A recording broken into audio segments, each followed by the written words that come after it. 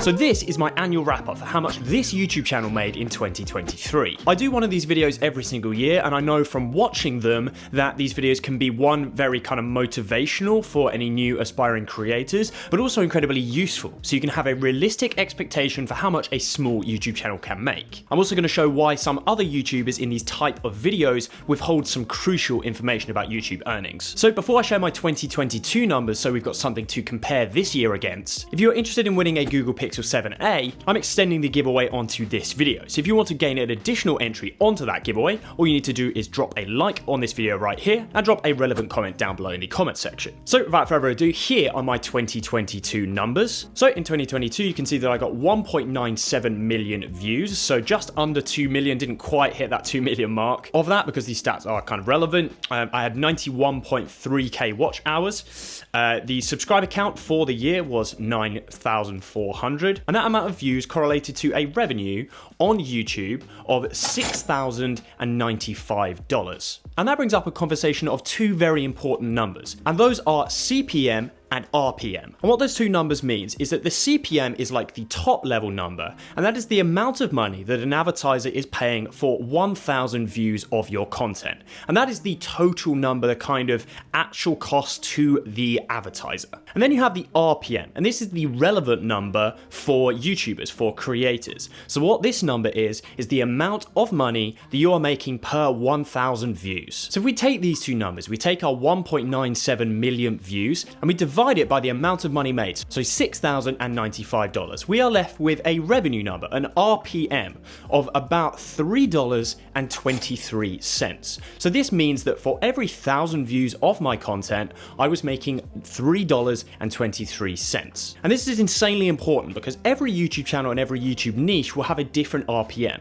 If you make videos about finance or investing or things like pensions, you'll make a significantly higher RPM than I would make on my channel. Different niches have different kind of value associated to advertisers. If you make videos on quite frivolous things, maybe like animation or comedy, your RPM is likely to be lower than mine here on this channel. Tech is a decent RPM niche, but it's not one of the insanely high paying earners. So if you are looking into starting a YouTube channel, I thoroughly recommend doing some research about the kind of different RPM ranges that you might get in your particular niche. So with our 2022 numbers in mind, let's jump over to the computer and have a browse of our 2023 YouTube analytics. So here are the 2022 numbers. I'm going to go ahead and switch that over to 2023. And you can see that the numbers are obviously quite a bit improved, which is really great to see. So I had 74% more views than last year. So I was up to 3.4 million views. The watch hours up 61%, 146,000 watch hours. Subscribers as well, up about 60%, which is also nice to see. So if you've joined in the last year, welcome. It's great to have you on the channel. So that is 14,800 new subscribers to the channel. And that brings up a revenue number of $8,073.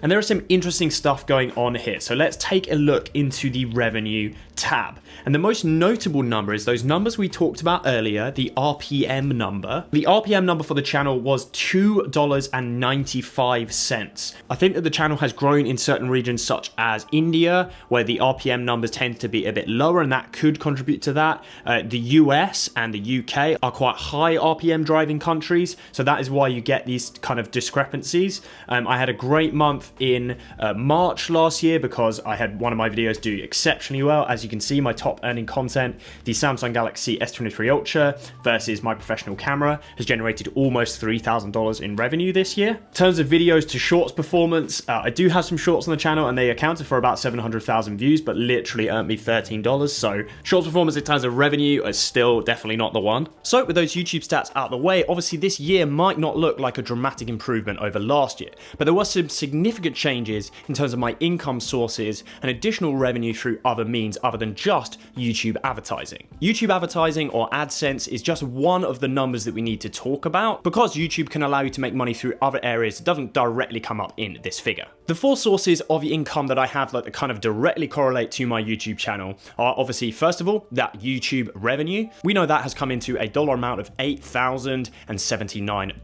$2,000 for the year. And then we have 3 additional sources. So we have sponsorships being a source. We have selling of presets and other kind of materials like that. I sell those through a service called Gumroad, so that is an additional source.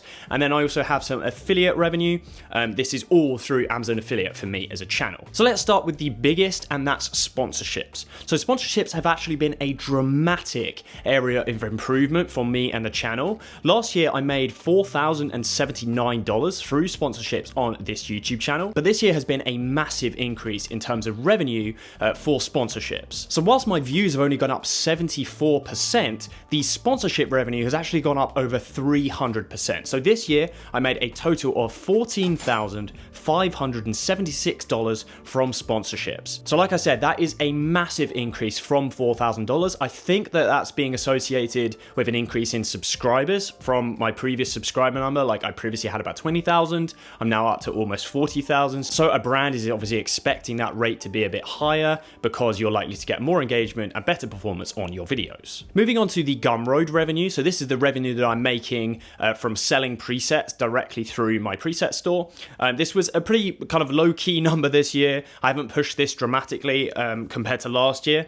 So I made $391.93 on my Gumroad. So it's just a bit of additional kind of incremental revenue throughout the year. Obviously nothing to be complained about. And again, if I continue to push this next year, maybe that will go up. And then finally, we have my Amazon affiliate. And this is another area where I've actually kind of backed off. Like I used to promote products a little bit more kind of actively through the links down below in the description. I still have obviously nothing against Amazon affiliate, and it is really kind of nice additional incremental revenue you don't really have to do very much for. But the dollar amount was $1,923 for the year, so not dramatically improved over last year, but again, like you don't have to do a lot for this number, so it is just great additional revenue. So that brings the overall revenue number to $24,996, up from an increase of last year where the value was $14,172. So an additional $10,000 of revenue this year, actually mainly driven by sponsorships because the YouTube AdSense was actually only $2,000 increase on last year. So in terms of a revenue increase from last year, that is 76% additional revenue over last year. So that's actually in line with views, even though the direct revenue from YouTube was only $2,000 of additional revenue. But there are some important things to note about this number and about this YouTube revenue that I don't think a ton of creators always talk about. I think often these revenue deep dives can come across as like boastful or quite unrealistic, but I think it's super important to mention that that number is actually your top line revenue number. That if you were a business, that's the amount of turnover you're doing as a business. As soon as you factor in things like equipment costs for the YouTube channel, any taxes that you have to pay, because obviously this number is taxable. I've even paid for a few YouTube giveaways myself this year, so that comes out of that number as well. It really does start to add up, and that number is depleted pretty quickly. Another thing, of course, and this is quite central to the discussion, is that this is a bit of a grind. Like I've made like over 25 videos this year, which is obviously not enough in my opinion. That is also a ton of time that is going into this thing, producing a revenue of about $25,000. And that's obviously nothing to be sneezed at, but the amount of hours that I've actually pumped into making those videos, I'd probably be better off going and getting an additional job in a shop or something. But luckily for me, YouTube is a side income. I'm self-employed. I work full-time as a freelance videographer and photographer, and having this YouTube channel is the kind of the perfect balance for me because I'm able to do it when projects are slower or I've got additional time. So it's somewhat of bonus income, even if it does add up. If you're interested in this type of thing, YouTubing, creating content, you might be interested in this video right here. This is my home desk setup where I use every single day as a creator to create this YouTube content.